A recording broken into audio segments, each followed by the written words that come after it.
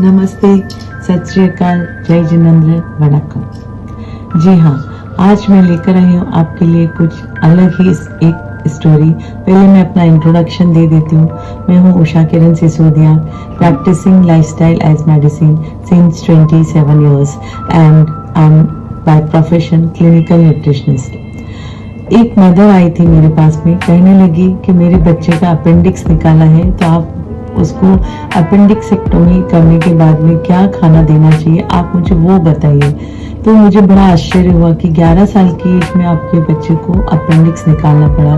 तो मैंने उनको हिस्ट्री पूछी, तो बताने लगे, मैडम क्या बताऊं, ये सुबह से लेके रात तक जो खाना खाता है उसमें सुबह नाश्ते में मैगी खा लिया, फिर उसके बाद उन्होंने ब्रेड बटर खा लिया, वड़ा पाव खा लिया, फिर चॉकलेट्स ले ली, बिस्किट्स खा ली, जब भी भूख लगती है तो कोई पैकेट फूड खा लिया। इस तरह से उसने कभी भी हेल्दी खाना खाया ही नहीं। और जब भी मैं डॉक्टर के पास गई तो पता चला कि जब भी उसको पेट साफ नहीं हो रहा था और उसका बहुत पेट दर्द बढ़ गया, तो पता चला कि डॉक्टर साहब ने बोला कि एक बार सोनोग्राफी करके देखना पड़ेगा। जब भी सोनोग्राफी किया तो पता चला उसमें कि एक अपेंडिक्स करके जो हमारे एक्सेसरी ऑर्गन है वो पूरी फुल हो गई है और उसके कारण से उसको बहुत दर्द हो रहा है। और डॉक्टर बोले कभी भी ये फट सकती है, तो आपको जल्दी से सर्जरी कराना पड़ेगा।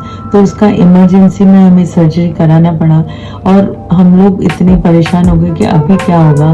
तो डॉक्टर साहब ने बोला अभी आपको पूरी लाइफ ध्यान रखना पड़ेगा, आप कोई अच्छी क्लिनिकल न्यूट्रिशनिस्ट से अपना डाइट बनवा लीजिए और उसको खाने में वो सब चीज़ें दीजिए जो कि हेल्दी चॉइसेस हो, जिससे रोज पेट साफ होता हो, उसको अच्छा न्यूट्रिशन मिले, उसकी ग्रोथ अच्छी हो।